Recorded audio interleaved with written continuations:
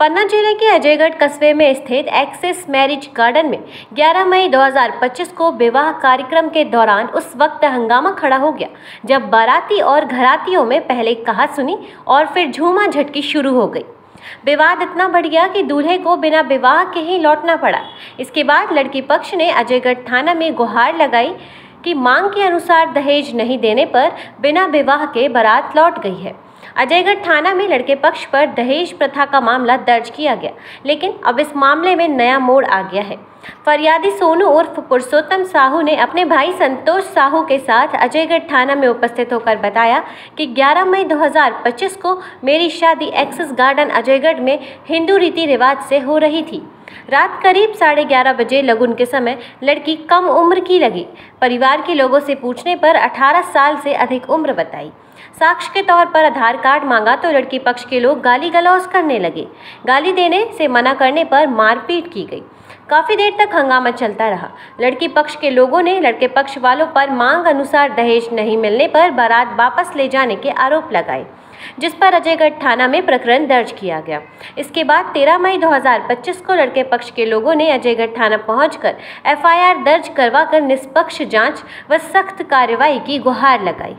वो वहाँ से हम यहाँ से बारात लेके गए, वही 10 साढ़े 10 बजे पहुँच गए वहाँ पे। कहाँ पर? एक्सिस गार्डन में। एक्सिस गार्डन में पहुँच के वो बवाल कर रहे थे कि हमारा मान लो बिचौई नहीं आएगा तो हम शादी चाहे 2 दिन पर ही रहे तो हम शादी नहीं करेंगे। फिर उसको समझाया बुझाया गया तो वो मान गया। तो कहने लगा। कौन मान गया? मिजाजी। मिजाजी मान गया। फिर इसके बाद वो लगन चढ़ने की तैयारी करने लगा।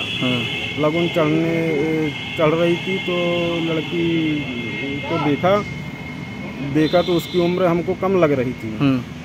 तो हमने उससे मांगा कि आधार कार्ड दो, तो वो बोला कि हमारे पास नहीं है।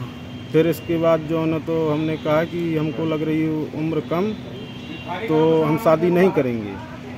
इसी कारण से विवाद उन लड़की पक्ष वालों ने हमसे विवाद कर लिया।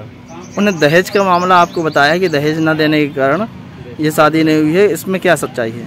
इसमें कोई दहेज मांगने की कोई बात ही नहीं हुई है।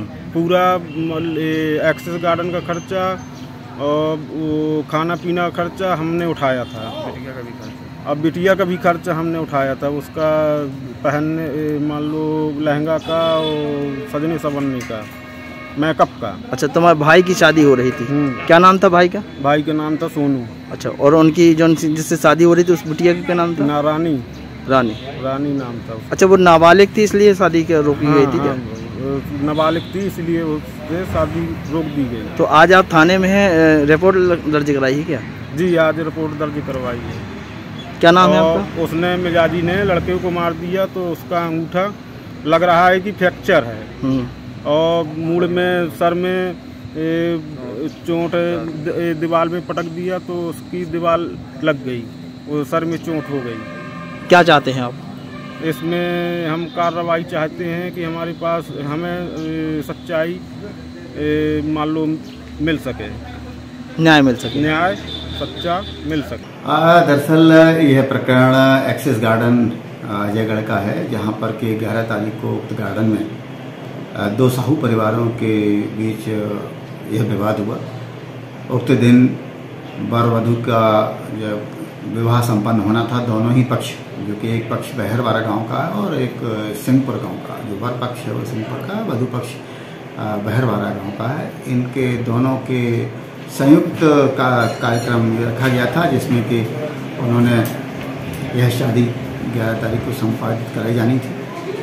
ऐसा दोनों पक्षों के बीच जो विवाद हुआ, उसके बाद एक पक्ष के द्वारा, वधू पक्ष के द्वारा उसी रात थाना अजयगढ़ में वर पक्ष के विरुद्ध इस आशय की शिकायत की गई कि शादी का जब अवसर आया और पारिग्रहण संपन्न होना था तो इनके द्वारा दहेज की मांग की गई और इसको लेकर के विवाद हुआ और मारपीट और धमकी इत्यादि दी गई, जिसके आधार पर जो सिंहपुर गांव का जो वर पक्ष है उसके विरुद्ध दहेज अधिनियम से विभिन्न धाराओं का प्रकरण थाना अजयगढ़ पुलिस द्वारा पंजीबद्ध किया गया।